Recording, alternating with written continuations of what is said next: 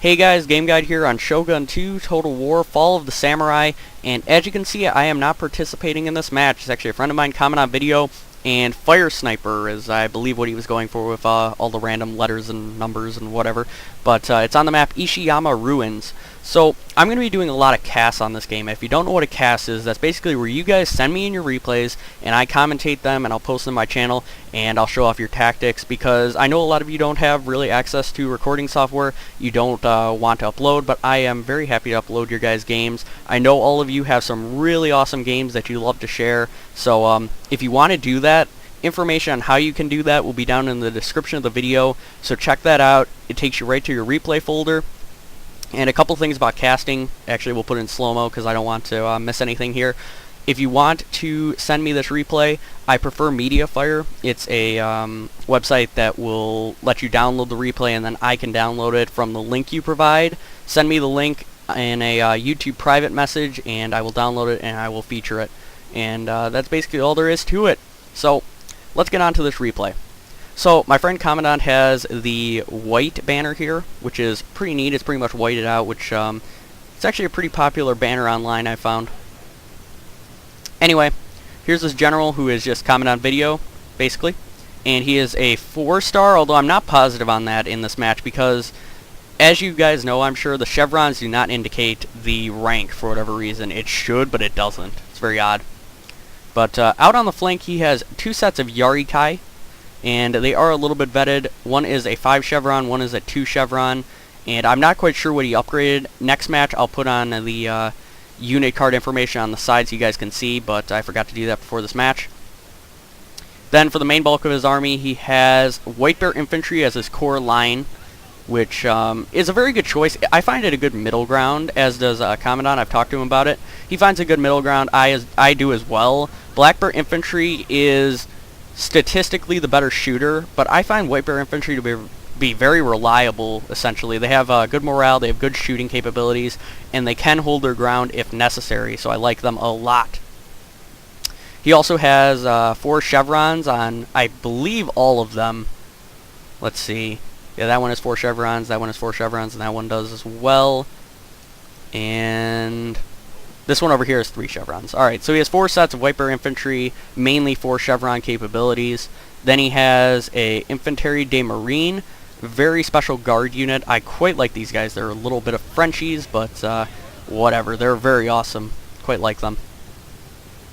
And he named them Commandant's Guard, which is creative, I guess. So the main advantage with these guard units is their reload skill and accuracy is superb. And they also offer a morale increase to the men surrounding them, so they are very, very helpful in a fight. Once you unlock them, I pretty much recommend you always bring them if you can. Alright, then he has a set of Yarikachi running out to capture a key building, and he has one more, I believe. He has 2 sets of Yarikachi, and that is his army. So let's take a look at the key buildings on this map. Let's put it in slow-mo one more time. I don't really like keeping it in slow-mo, but we have to for this portion. He has a shrine over here, which he's going to basically easily get. He spawns close to it. There is a farmhouse over here, which he is not going for currently. There is a workshop over here, and as you can see, he's moved his cavalry just in case his opponent wanted to go for it. And you'll see that his opponent is not very, I guess he didn't remember they were here. I don't really know how to put it other than that, but he just did not remember these guys, and it plays a pretty big toll, I'd say. Then there's a sword dojo over here. Obviously, this was going to fall into Fire Sniper because he's very close to it, and it's pretty much just obviously going to fall to him. And those are the key buildings. So let's take a look at his army here. There's a couple units that are hidden, but mostly it's pretty obvious what he has. He has his, standard White Bear Infantry. They're actually the same chevrons as Commandant's units. However, his line is much smaller, so that is something you definitely need to take into account. Also, he does not have a guard unit.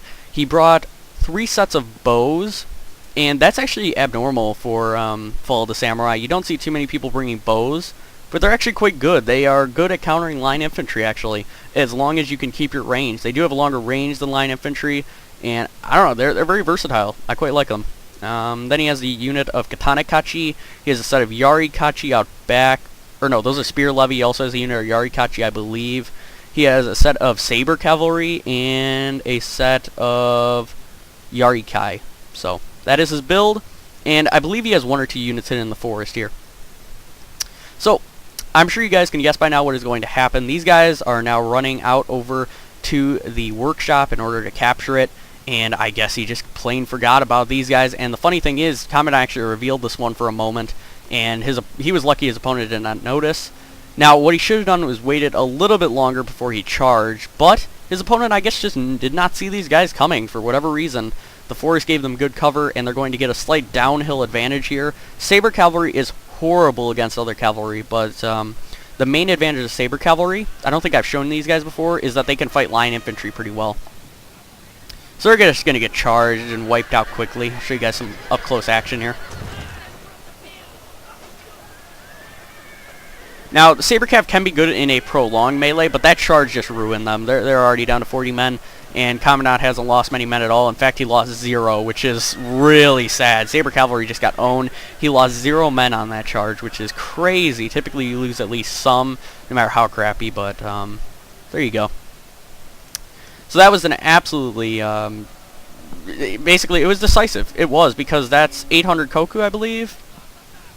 Don't want to get that wrong, but I'm pretty sure it's 800 Koku. Something in between 700 and 800, I think. But anyway, that was decisive just because it caused his opponent to lose money, and he literally lost no horses. So, very good move by Commandant. Now he's charging his other Yarikai around, and as you can see, his opponent had parrot guns. That's something that I didn't mention. But yeah, his opponent over here had parrot guns, and he's just now starting to fire. I don't even believe he gets a shot off because the Yarikai is coming in quick. So I'll let you watch this charge as well. Now, his opponent was trying to move a spear levy to protect, but here's the thing. Oh, they actually did get a shot off. But here's the thing. Spear levy cannot keep up with cavalry, and that's why the versatility of having better cavalry, Saber Cav just cannot cut it. I don't like the versatility of Saber Cav, and as you saw, they died really quick. So you need some sort of cavalry presence, in my opinion, to deal with enemy cavalry. Now Commandant's going to go for the enemy general, although he is going to break off, seeing that his opponent is moving line. And now over here, he got a nice charge with one of his Yarikai into this infantry. Infantry Division 1, which is the White Bear Infantry. And now he's going to get another charge, which is beautiful. This charge, these guys are completely unprepared. And wow, you could just see these guys went flying. That guy's lucky he's not even close to the fight, but I believe he's going to get run over in the later time here. Yeah, he's going to get run down. It looks like, at least. Is he going to die? Yeah, he died. Excellent. Or is that him? I don't know. He's cutting down some guys pretty quick. But you can obviously hear the Commandant is frantically clicking the orders to run away. Now, this White Bear Infantry is going to form up really quick, which really sucks for Commandant. But as you can see, they are ready to fire, and they are going to fire into the backs of the cavalry. They're going to drop some of them, actually quite a few of them, about 10, a little bit more maybe, and then he's finally going to get behind the cover of the workshop, and he is going to dismount, which is very smart, because now he's going to have 2 out of the 4 key buildings on the map. None of them went for the farmhouse, which I can understand, because it only increases stamina, which is unnecessary still. It's a little bit better since the patches, but it's still not anywhere near as valuable. Alright. So now Fire Sniper is going to move around, and now is the time where it's going to get a little bit stalematey kind of thing. I don't want to, it's a weird word, stalemate. It's going to turn into a stalemate. How about that? And it's going to be a little bit of waiting here. So I'll fast forward through this part because I know it's not that exciting or exciting at all for you guys. So I'll just go ahead and skip through this. Put on just regular fast forward.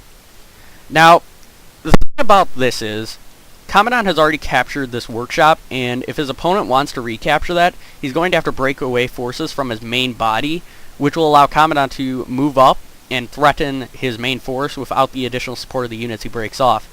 Now, he does break off this unit of White Bear Infantry, but it's not enough to where it can't support the main body, and I think what Commandant was shooting for here was for this infantry to move out of the main body and to cause his whole force to be weakened. Alright, so since Commandant sees that his opponent doesn't really plan on moving, he's going to move this Yarikachi out over to the farmhouse because he wants to capture that as well. And it's fair enough, because if his opponent is not going to go for him, then he should capture all key buildings he can before he makes the attack. So his opponent does an intelligent thing here. He's going to move his Yarikai onto the key building, and this will start, at least it should, to bring down Commandant's flag and turn it to neutral. In order for a cavalry unit to actually capture the key building, though, it has to be dismounted, which he is not doing. So he just wants to take it out of Commandant's control and back to neutral. I don't actually know if he succeeds in this, because for whatever reason, he's going to run away before the flag completely goes down. As you can see, the flag never went completely down, and it is still under Commandant's control, which I really don't know what he was thinking. As you can see, the flag is being raised again. He could have waited there for another second. There was no reason why he shouldn't have. I don't really know what his thought behind that was, but he made the mistake there. Alright, so his opponent's going to use this woodland as cover, and as you can see, Commandant has moved out. I will not put it in just regular play. And actually, Commandant did not capture the farmhouse. That is actually my bad. But I guess he was just antsy to get moving on, and I guess he wanted a good replay for me to commentate. Look at some good close-ups. These guys have some very, very funny headwear, I guess. It's quite intriguing, I guess. Here's this Yarikachi. Also, where is the Infantry de Marine? I'll show you a close-up of them. There they are. Where's the person playing the music? Is he on the flank? Oh no, I don't see him. Huh. Well, in any case, he's moving up into position now, and I don't remember if he also takes this workshop again either. Oh, actually no, it's under his control still. My bad. Alright, let's fast forward this just a little bit more till we get to some more action. So now he's going to move up. Now, the thing about Commandant's army is he doesn't really have much to worry about, considering his army, at least his line force, is much better. And the only real advantage his opponent has is bows, which he's not going to use appropriately. But he is going to launch some fire arrows starting out, and really it doesn't do too much. Commandant does the intelligent thing, actually, and he charges his Yarikai straight forward. He wants to interrupt these bows because they can cause a lot of damage to his line before they get forward. And now the opening fire is beginning, and I'll show you guys the Infantry de Marine firing.